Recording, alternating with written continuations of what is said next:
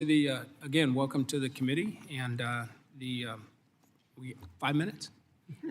Thank you very much, Chairman Graves, Ranking Member Larson, and all members of the committee. I want to thank you for the opportunity to testify today and for your continued partnership. Before I begin, I do want to take a moment to remember Representative Donald Payne, Jr. He was a pleasure to work with. As you know, he was a constant champion for more accessible and resilient transportation, and we will miss him. Just 3 years ago, I was making the case for the bipartisan infrastructure law in front of this committee. And now we are in the middle of an infrastructure decade unlike anything this country has seen since the Eisenhower administration. I'm proud to report that we are now supporting over 50,000 transportation projects in all 50 states, D.C., Puerto Rico, and all U.S. territories. Our country has chosen to end decades of underinvestment.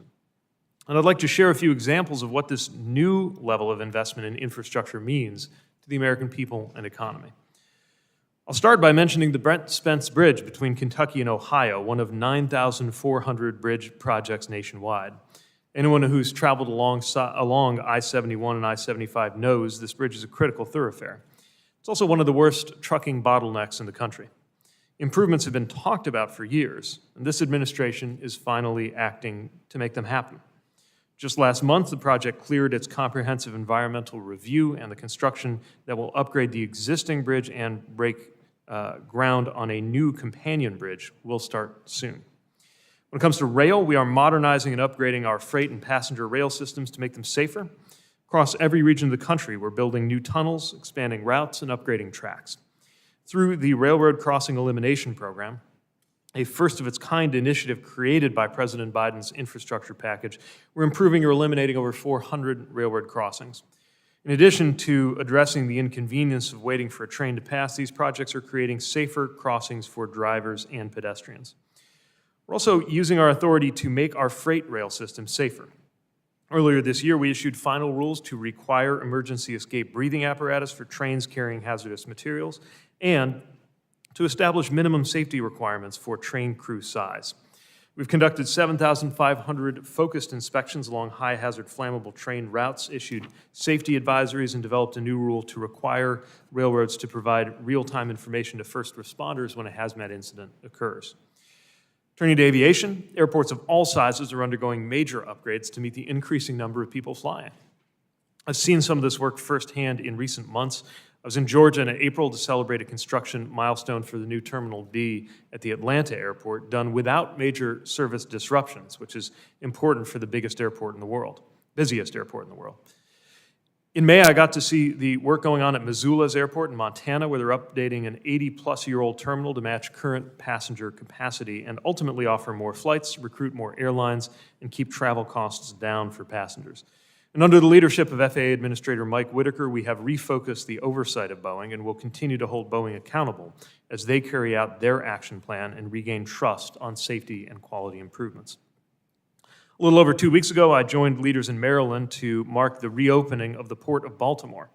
After the shocking collapse of the Francis Scott Key Bridge in late March, we quickly released emergency funding to put toward rebuilding the bridge. We've worked closely with county, local, and state governments, as well as other partners, to help mitigate the impact on our supply chains while that critical port was temporarily closed. And now, less than 100 days later, the Port of Baltimore is once again open and fully operational.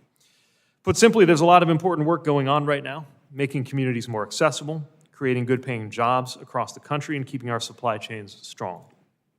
And our work has helped lower the number of traffic fatalities on our roads for the past 8 quarters and continues to make all of our transportation systems safer for everyone who uses them.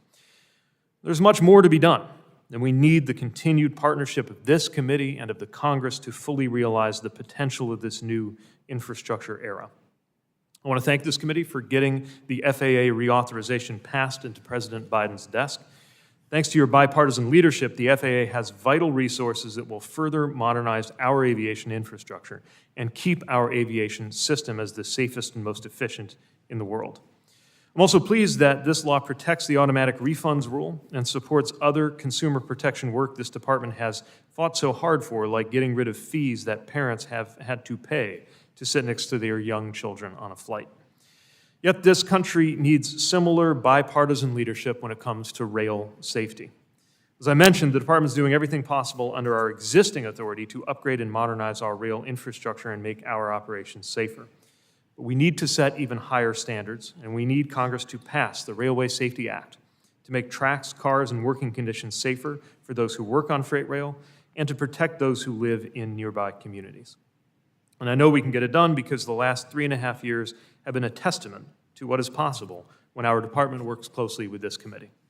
With your partnership, we can keep this momentum going, deliver good projects for more communities, build and rebuild our transportation systems to meet the 21st and even 22nd century needs of Americans. Thank you again, and I look forward to your questions.